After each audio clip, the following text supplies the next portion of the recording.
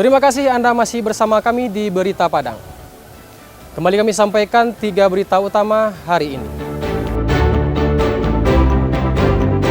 Majelis Hakim jatuhkan vonis mati kepada IS, pembunuh gadis penjual gorengan.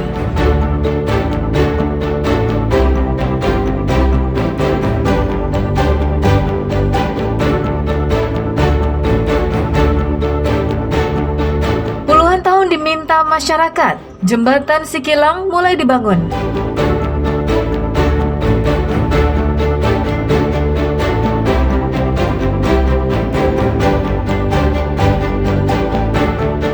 Meriahkan HUT ke-80 kemerdekaan RI, atlet taekwondo berlatih dengan suasana nasionalisme.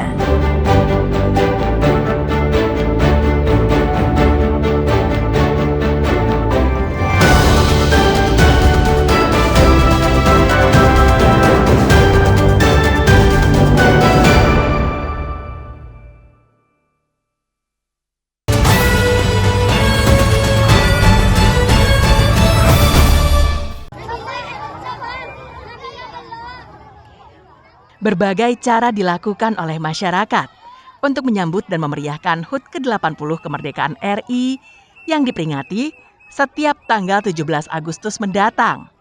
Seperti yang dilakukan puluhan atlet taekwondo, Dojang Balai Gadang, Kecamatan Koto Tangah, pinggiran Kota Padang.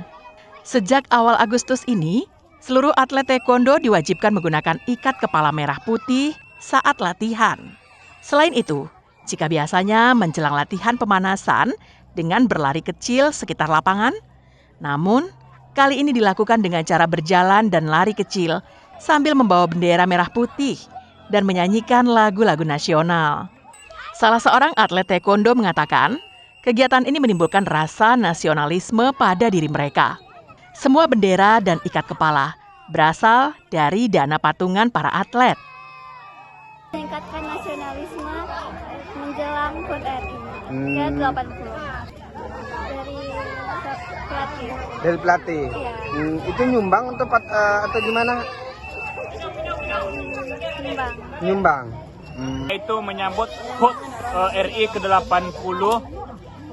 Kita juga tadi jalan, dan ini sebuah kebanggaan kita sebagai warga negara Indonesia, dan ini kita harus tingkatkan dan kita tanamkan jiwa kesatria kepada atlet-atlet kita, dan kita juga harus tanamkan kedisiplinan supaya juga atlet kita mengenang jasa pahlawan kita.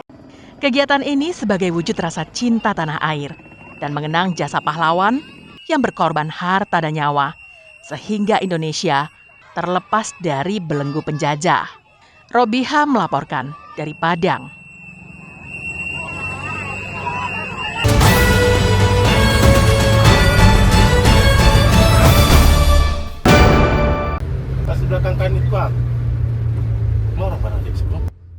Tim Elang Timur Satres Narkoba Polres Pasaman membuntuti sebuah minibus yang melaju dari arah Peto menuju Lubuk Sikaping.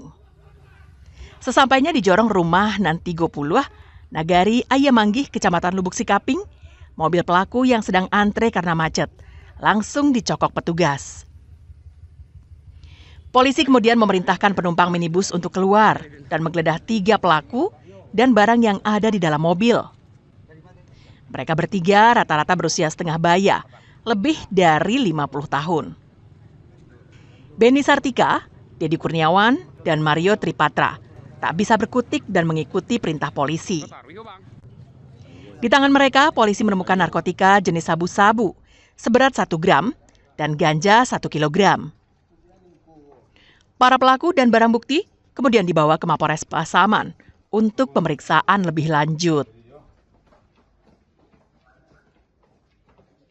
Mobil dari Petok menuju arah Lubuk Sikaping.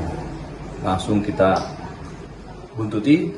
Setelah di Nagari Ayamanggih kita stop, kemudian kita amankan, kemudian disaksikan oleh saksi, kita melakukan penggeledahan, dan di sana kita menemukan narkotika jenis ganja dan sabu.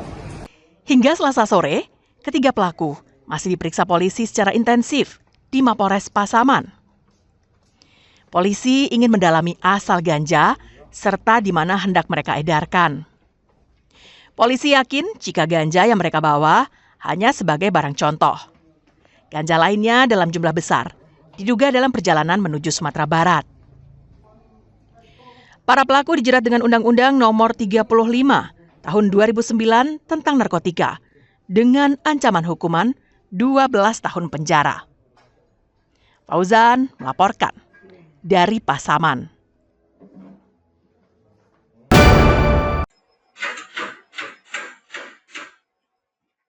Sebuah kamera pengawas di menara sebuah operator seluler yang terletak di daerah Mata Air, Padang, merekam aksi pencurian kabel yang dilakukan oleh dua pelaku.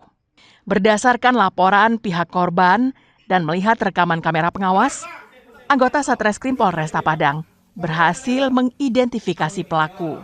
Salah seorang pelaku yang bernama Rizky tak berkutik saat ditangkap anggota Satreskrim Polresta Padang di Kelurahan Parupuk Tabing, Kecamatan Koto Tangah, Padang, pada Jumat malam pekan lalu. Dari tangan pelaku, polisi menyita barang bukti berupa sebilah sabit dan kawat tembaga seberat 20 kg yang dicurinya. Pelaku dan barang bukti kemudian dibawa ke Mapolresta Padang untuk proses hukum lebih lanjut. Dari keterangan polisi, pelaku ternyata spesialis pencurian kabel menara seluler di Padang dan Padang Pariaman yang telah beraksi hampir 15 kali. Kita amankan satu orang pelaku pencurian kabel. Untuk yang dicuri pelaku adalah kabel bawah dari toilet tersebut dengan cara memotong dengan sabit. Untuk kabel sendiri 20 kiloan. Menurut pengakuan dari pelaku setelah kita interogasi, pelaku beraksi di wilayah hukum Kota Padang dan Padang Pariaman lebih kurang sekitar 15 TKP lebih. Atas perbuatannya, pelaku dijerat pasal 363 KUHP tentang pencurian dengan ancaman hukuman di atas 5 tahun kurungan penjara. Saat ini, polisi masih mengejar teman pelaku yang bersama-sama mencuri kabel itu. Alfi melaporkan dari Padang.